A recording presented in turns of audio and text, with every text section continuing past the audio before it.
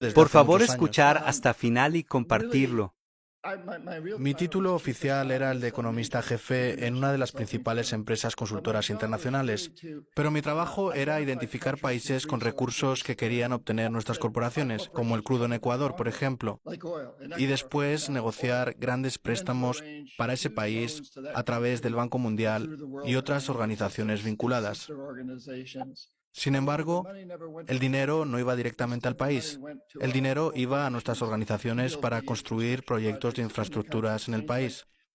Obras como centrales eléctricas, carreteras, parques industriales, puertos. Proyectos que, en primer lugar, generaron grandes beneficios para las empresas adjudicatarias y, en segundo lugar, dieron mucho dinero a un puñado de familias ricas del país, las familias ricas que poseen las industrias, los establecimientos comerciales.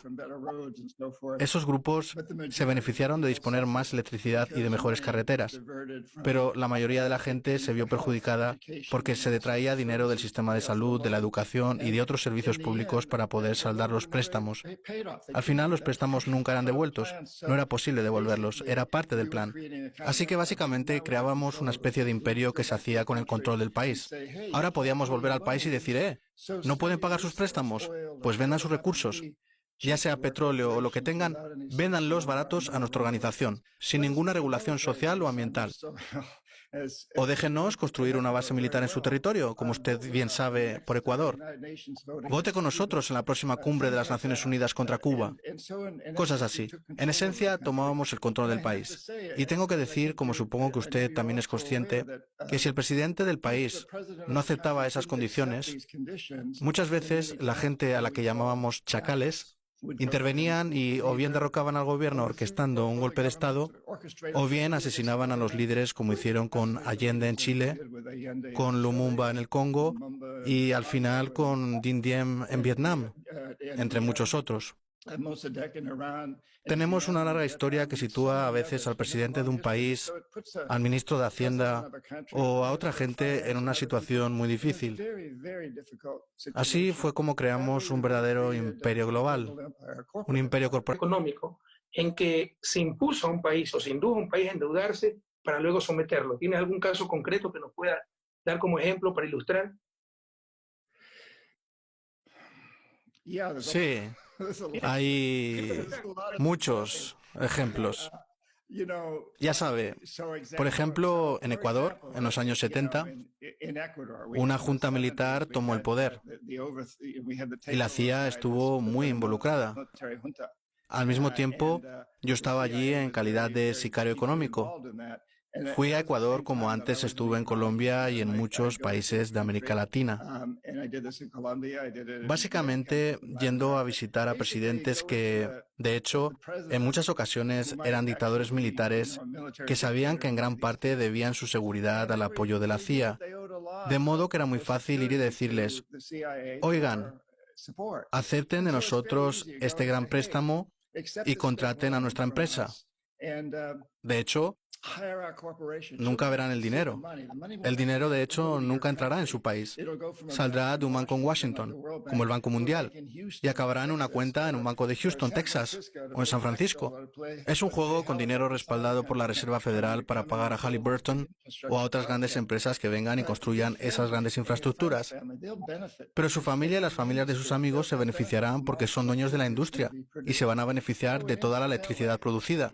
Básicamente es como decir, en esta mano tengo unos cuantos miles de millones de dólares para mostrarle que después podrá pagar lo que construyan nuestras corporaciones. Y si no lo acepta, en esta mano tengo una pistola. Bueno, yo nunca he llevado pistola, nunca. Pero sabíamos que detrás de nosotros estaba esa gente a la que llamábamos chacales. Así pues, si el presidente o el ministro de Hacienda no aceptaban esos tratos, no conseguían nuestro apoyo. Tal vez no fueran eliminados, dependía de quiénes eran. Pero si eran una junta militar colocada en un puesto con nuestra ayuda, dejábamos de apoyarles. Y probablemente eso significara la derrota para ellos. Había una cantidad enorme de poder en juego. Esa era la regla general, pero hubo dos grandes excepciones en América Latina. La primera fue el presidente Jaime Roldós de Ecuador y la segunda fue el presidente Omar Torrijos de Panamá. Ambos se resistieron. Ambos, a mi parecer, eran nacionalistas convencidos. Los llamábamos comunistas, pero no eran comunistas, eran socialistas. Pero antes que nada eran nacionalistas y se negaron a entrar en ese juego. Y ambos murieron en accidentes aéreos. Sus aviones privados se estrellaron. Y hubo muchas sospechas de que habían sido asesinados, aunque de hecho nunca se ha demostrado. Pero hay muchos indicios de que fueron eliminados y antes había todas las razones para creer que serían eliminados. Ambos esperaban algo así, especialmente Torrijos. Su avión se estrelló 2 meses después de que se estrellara el del presidente. Esta idea del asesinato de la reputación en realidad lleva mucho tiempo existiendo. Si nos fijamos en el movimiento para quitarle a Allende la presidencia de Chile, se trataba de una campaña realmente fuerte lanzada desde Estados Unidos para demostrar que era comunista, que era un títere de Rusia, lo cual no era cierto en absoluto. Se trataba de una noticia totalmente falsa, pero resultó ser extremadamente eficaz.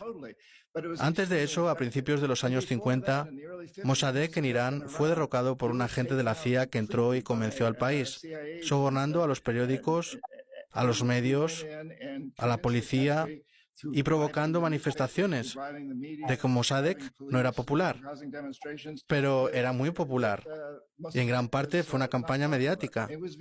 Y ciertamente en tiempos más recientes vemos al presidente Lula de Brasil recorriendo ese camino. Solo fue una campaña de difamación. Hemos visto una arremetida contra usted, presidente Correa. Hemos visto una arremetida contra Zelaya, en Honduras. No funcionó en algunos casos, pero Zelaya fue derrocado.